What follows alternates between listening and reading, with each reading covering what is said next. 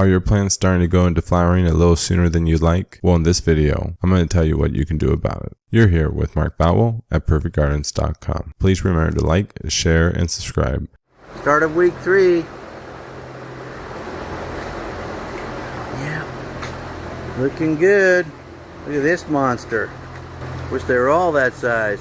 Great question right here from Gary. He was just wondering on this first video, I kind of mentioned a certain amount of height the plants or you should kind of look for with seeds. And this is all about genetic selection, right? You want to think about this real quick. And if you put 10 seeds in and 2 seeds are super short, 8 seeds have a relative decent size, and maybe 2 seeds are extremely tall. Well, each of these seeds popped, but they all have different characteristics. So at the end of the day, I probably wouldn't want those 2 seeds that are really small, because I kind of have to make a decision. Is it worth my time and energy to grow them and produce them all the way to the very end? I personally would end up grabbing those averages. I would give those 2 taller ones a chance, but at the same time though, those 2 taller ones, they're going to be growing faster than other plants. And if I'm having a small indoor grow facility, I might be dealing with some valleys and peaks or some overshadowing. And from experience, I know that I'm going to get a greater yield from the law of averages than from the extremes on either side. Next question he talked about was he accidentally put some seeds in a little prematurely and they have started going to flowering. So what can you do about this? If you're in California or Colorado, or really dependent upon whatever state, and if you want to know what state your state starts to flower in, please put a comment down below and I'll make sure to create a custom video for you. Veg starts in California normally between June 1st and June 4th, and in Colorado, veg starts roughly around May 15th to May 19th. Obviously, I'd go back and look at those videos I already created to show you how to get down to the specifics. Although, if you put your seeds in a little prematurely and they're starting to show signs of flowering, then what I personally would do is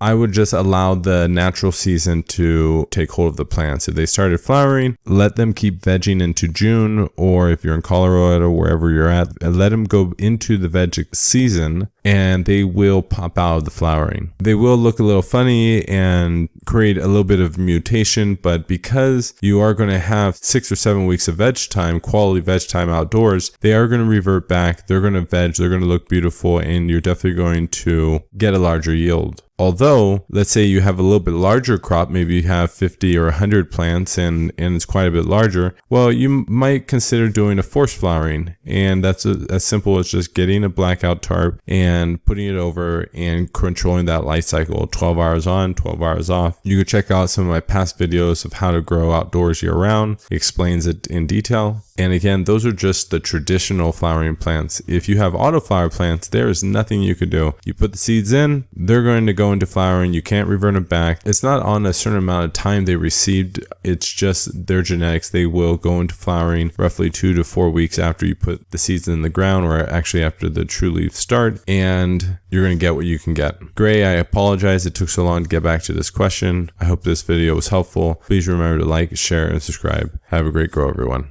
Hydroperoxide is actually one of those products that I would recommend having it in the grow room, because you can use it from veg, flowering, pest problems, and also going into flowering.